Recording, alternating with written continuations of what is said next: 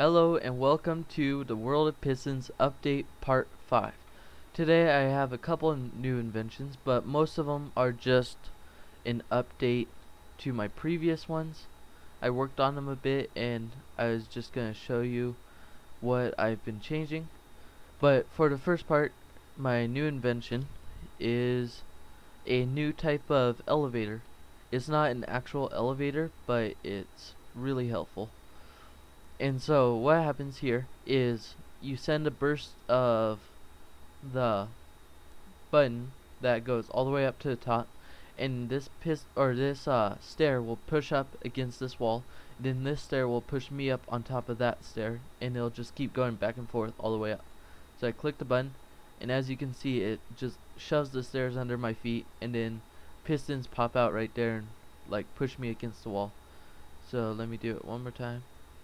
And it's pretty fast. It's slower than the circular one, but the circular one has a lot more bugs. So you just click it and they just go back and forth all the way up to the top. It works really good, and it's one of my favorite elevators. And so right here is like just my prototyping area, and I watch Tyken's videos a lot, Tyken 132s, and if you haven't seen him, he has this base that's like circular, but instead of having doors on the flat side for his like watchtowers, he actually put them on the corners like this. And he hooked them up with a pressure pad, so like you're just walking and they both open at the same time. And it's really cool because I've never seen doors on the corner. So I took it to pistons and I redid it so it looks pretty much exactly the same. You just walk over and they both open, and it's really fun because like you could just walk right through them, and you can make like a little bedroom, and it's not hidden, it's just a little thing or little secret room that's not really secret. So here's a repeater, and then you have redstone dust. It's a very small unit, and then you have I forgot its name, a redstone torch, and then you have redstone dust leading up to it. And here's the two spots that have the repeater. You could raise this ground up. I just made it where it's more obvious to see where the, or not repeaters, where the pressure pads are. And then you have the same thing over here for the other side. And like I said before, like if you have a repeater here, it powers both of the doors. And those were pretty much my two new inventions. I have that door with the corners, but I have a four-way door. It's like a room, but it's not done yet. I wired it up to a lever but not pressure pad buttons, so it doesn't look as great. And so the updated invention is right here, the secret fireplace. And what happens is I have one button here now. You click a button, it extinguishes the fire, and it clogs the lava and switches the floor out with stairs. And then you click it again, and it smells the fire anyways, because I still haven't figured out how to fix it. But then it opens up the lava and switches it with half slabs, and you can't get burned by it, like no matter how much you try. And so if you come back here, what I did is I used to have a memory cell right here, and I used to have two buttons.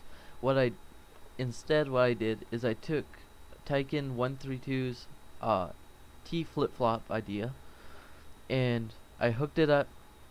Oh, it's laggy. Okay.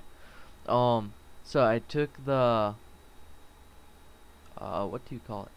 That's where the button comes in, and it comes up here.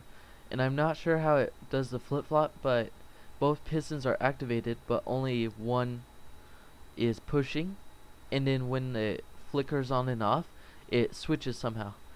And so signals can't go through pistons, but it can go through solid blocks. So if you look right here, I have a redstone torch that's constantly powering that.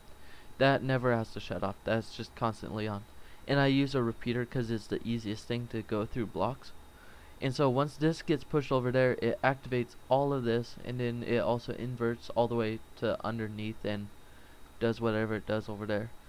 and then over here I use the flicker of the button, and I use this, but I use a redstone torch to activate this, and that's what smelts the fire.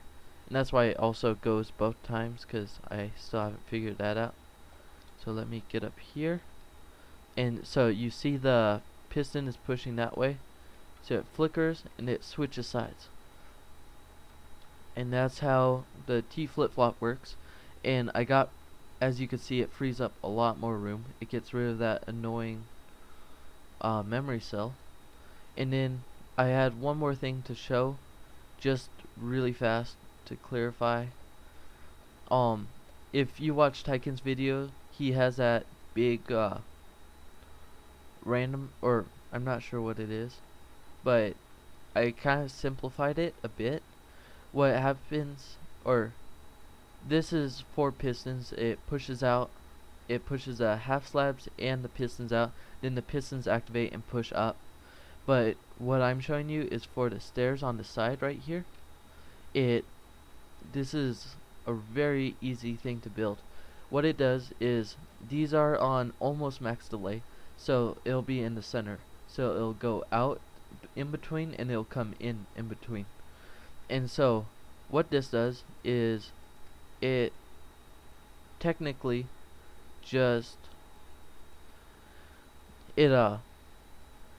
so if you want it to be the first in but you want it to be last out, you build this thing, and what happens is this one will instantly go through, but then these things fill up with energy, and when then it takes a couple seconds for it to drain. So as you can see, it instantly turns on, but then it takes a couple seconds for it to drain.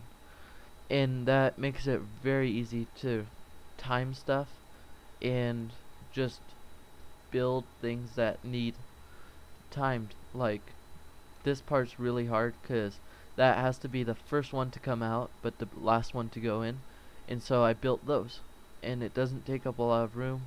It's very small and easy, and it's easier than building a big contraption just to get something you want. And so please comment and send me more ideas so I could add to this place, because I'm running out of ideas and I need a couple new inventions to work on so I could do another update video. I hope to see you soon, and the next update video is going to be coming out probably in a week, maybe 2. So I'll see you next time. Bye.